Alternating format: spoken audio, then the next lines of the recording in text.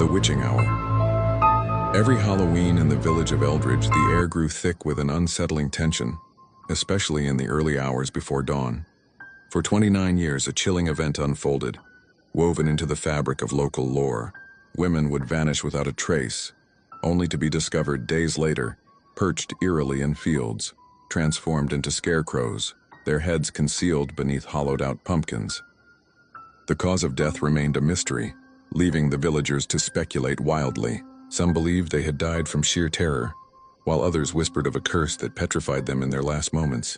The genesis of this grim tradition was buried beneath layers of fear and ignorance, tracing back to the death of Belinda Marks, a woman branded as a witch by those who never took the time to understand her. For 2 decades, she had lived on the outskirts of Eldridge, a solitary figure known for her eccentricities and peculiar practices. Belinda embraced a spiritual lifestyle, often gathering herbs and speaking to the woods as if they were her friends. Her warm smile and gentle demeanor never seemed to fit the portrayal of the sinister witch the villagers had conjured in their minds. On one fateful Halloween night, Belinda was found dead in the woods, her body contorted in an unnatural position, surrounded by symbols she had carved into the earth.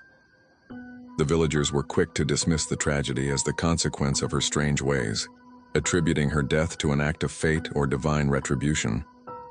No one dug deeper into the mystery of her demise. Instead, they chose to forget her name, replacing it with a label that made them feel safe in their ignorance. But a year later, as the autumn leaves began to fall and the night grew colder, whispers of the first disappearance began to swirl through Eldridge. A young woman named Lila, known for her kindness and compassion, simply vanished. Days later, she was found in a field, a pumpkin mask over her head, her body stiff and lifeless. The villagers mourned. But as the years rolled on, the disappearances continued, each one shrouded in the same eerie circumstances. Always a woman, always found as a scarecrow. With each passing Halloween, fear tightened its grip on Eldridge. The Curse of Belinda Marks, it was called, though few dared to speak her name. The villagers clutched their children close, locking doors and shuttering windows as the witching hour approached. Rituals were created, sacrifices made to ward off the dark specter of the past. Yet the cycle continued and the whispers grew louder with each new scarecrow found. On the 30th anniversary of Belinda's death, the villagers gathered in the town square, a palpable sense of dread hanging in the air. They lit candles and shared stories of the women lost, each tale a reminder of what had occurred, a reminder of what they had ignored. As the clock struck midnight, a piercing scream echoed through the village, sending chills down spines. A woman, a newcomer named Clara, had gone missing. As dawn broke, the villagers braced themselves for the inevitable. They scoured the fields, hearts pounding in unison with the rhythm of their fear.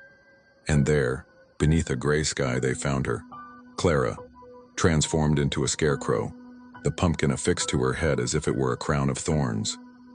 In that moment, the villagers realized the weight of their actions. Each life lost was a thread in a tapestry of grief, woven by their refusal to see the humanity in Belinda and those who followed her path. The curse was never about the women taken.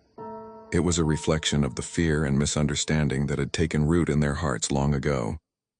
As they stood in silence, the villagers could almost hear the whispers of Belinda in the wind, urging them to finally acknowledge the truth they had buried.